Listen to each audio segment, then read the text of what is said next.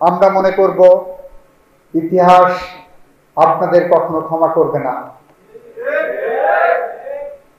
আওয়ামী লীগ যে লুটপাটের সাথে জড়িত হয়ে পড়েছিল, আওয়ামী লীগের দখলদারির সাথে জড়িত হয়ে পড়েছিল, আপনারা সেই পথে যদি কেউ হাঁটেন, সেই পথ কিন্তু অন্ধকার পথ, কানাগলি পথ, সেখানে হারিয়ে যাবেন, যেমন হারিয়ে গেছে এইখানে আওয়ামী লীগের অজস্র নেতাকর্মী।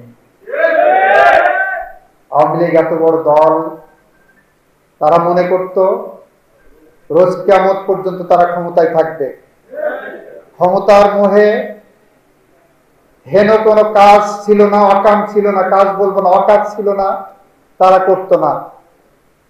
গ্রাম্য সালিশের টাকা আদায় থেকে শুরু করে সমস্ত শিক্ষা প্রতিষ্ঠান দখল, টেন্ডারবাজি যা শুরু করেছিলেন আওয়ামী লীগ নিষিদ্ধ হওয়ার পরে, আওয়ামী লীগের নামে একটি মিছিল করার লোক পাওয়া যায়নি। বন্ধুরা আমার, জুলাই বিপ্লবের চেতনা শুধুমাত্র ক্ষমতার পরিবর্তনের জন্য নয়। জুলাই বিপ্লবের চেতনা লুটপাট করার জন্য নয়। জুলাই বিপ্লবের চেতনা দখলদারিত্বের জন্য নয়, কমিটি বদলের জন্য নয়।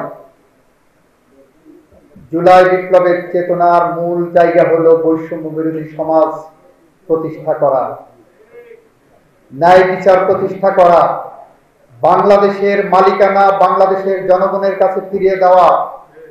আমার ভোট আমি দেব, যাকে খুশি তাকে দেব, সেই সত্যকে প্রতিষ্ঠা করার জন্য আমরা জুলাই বিপ্লবের ডাক দিয়েছিল আমাদের তরুণ সমাজ, এবং আমরা সেই জায়গার প্রত্যেকেই, এখানে যারা উপস্থিত আছেন প্রত্যেকেই কোনো না কোনো ভাবে সহযোগিতা করেছে।